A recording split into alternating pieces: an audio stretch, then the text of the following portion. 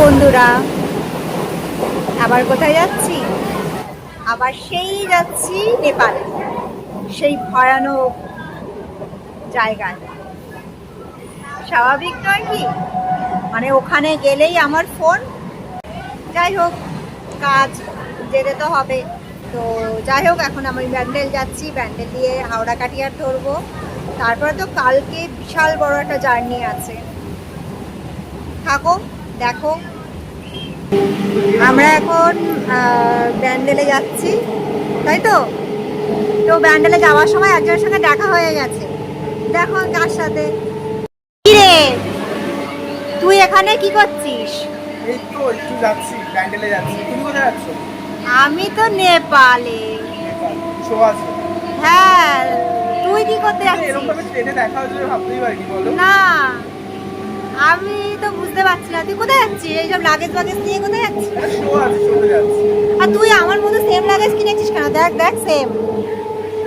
হ্যাঁ, এগুলো ঠিক না। হয়ে যায়। ও, বুঝলাম। তো তারপরে? যাই হোক, কোথায় যাচ্ছিস বলতে পারলি না? যাচ্ছি, একটা শো আছে, নতুন কিছু করতে যাচ্ছি। ও, ছবি পোস্ট করবো, তোমরা দেখতে পাবে সবাই। বাহ, খুব ভালো, বেটার। আমি ভীষণ কনফিউজ, আমাকে কি ভালো লাগবে? হ্যাঁ হ্যাঁ, লাগবে, না লাগার কিছু নেই তো। দেখি কি হয়, চেষ্টা করবো সাজার। ঢং যত না। যাই হোক, এখন এসব রস করলাম একটুখানি, আমরা দুজনে একসাথেই যাচ্ছি। ঢং যত। ওকে, চলো। আমরা যাচ্ছি কোথায়? ব্যান্ডেল। ব্যান্ডেল দিয়ে ধরবো কাটিহার, হাওড়া। হাওড়া কাটিহার। হাওড়া কাটিয়া। তারপরে আমরা আবার বড় ওখান থেকে নেমে একটা 3 ঘন্টার একটা রোড জার্নি আছে। চলো, ওকে, টাটা। কালকে আবার দেখা হচ্ছে। আমরা ব্যান্ডেলে চলে এসেছি 11টায়। 11টার সময় আমরা ব্যান্ডেলে চলে এসেছি, আর আমাদের গাড়ি হচ্ছে 12:30টায়। তাই তো না? এখনো ট্রেন ছাড়েইনি হাওড়া থেকে। হাওড়া থেকে ট্রেন ছাড়তে এখন 10 মিনিট বাকি। এত সময় বসে বসে ধোয়া দিচ্ছি দুজনে। অ্যাকচুয়ালি আমি কি করবো জানি না, ও কুটকাচালি করছে, সবার নামে কুট করছে। বল বল, এবার কুট বল। নতুন নতুন শিখেছি কুটকাচালি করা। স্কিনটা বেশ ভালো লাগছে। আমার ক্যামেরার কামাল, স্ক্রিনের নয়, প্লিজ।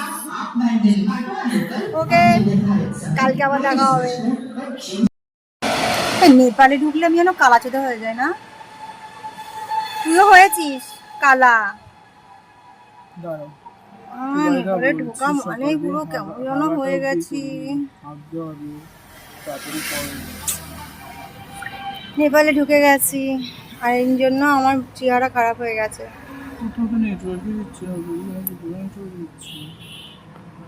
চলো এবার যাওয়া যাক স্পটে।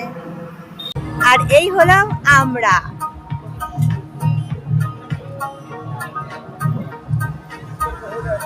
চিনতে পারছো এটা কে? জানি না বাবা, কেমন লাগছে। সবই হঠাৎ করেই, সবকিছু হঠাৎ করেই, এক রাতেই সেলাই, এক রাতেই অনেক কিছু। কেমন লাগছে প্লিজ সবাই কিন্তু জানাবে। হ্যাঁ, সবাই জানিও কেমন কিন্তু আরেকটা লাগছে। কথা, আমি কিন্তু শিপ করি না, আর আমি জানি না কোনদিন আর করবো যাই হোক, কিনা। ফার্স্ট টাইম ও শিফট করছে, ফার্স্ট টাইম ও সেটআপ বানিয়েছে, ফার্স্ট টাইমই এখান থেকে স্টার্ট। তো যাই হোক, ও একটু ছিল যে কেমন লাগবে ওকে, কেমন লাগবে না লাগবে। যাই হোক, তোমরা একটু জানিও ওকে কেমন লাগছে। আমার তো ভালোই লাগছে। আমরা আমাদের স্পটে চলে এসেছি, কাজ একটু পরে স্টার্ট হবে। এবার ভিডিওটাতে তোমাদের সাথে শেয়ার করছি। এবার আমাদের বরমালা স্টার্ট হচ্ছে কিন্তু।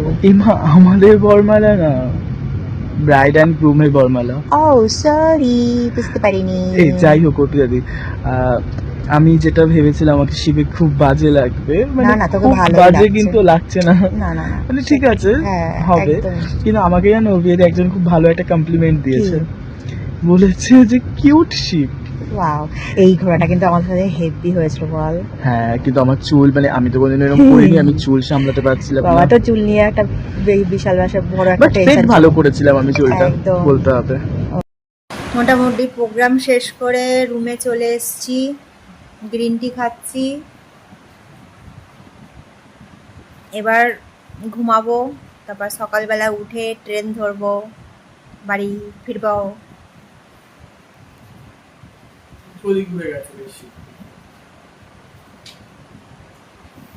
উনিও খাচ্ছেন গ্রিন টি। গুড নাইট, শুভরাত্রি। চলো, গুড নাইট। হাই, ফাইনালি ট্রেনে উঠে গেছি বাড়ি যাওয়ার জন্য। আমরা যোগবাণী কলকাতা ধরে নিয়েছি। চলো, এটা তো একটা দিন ঝেলে নিলাম, কোনো ব্যাপার না।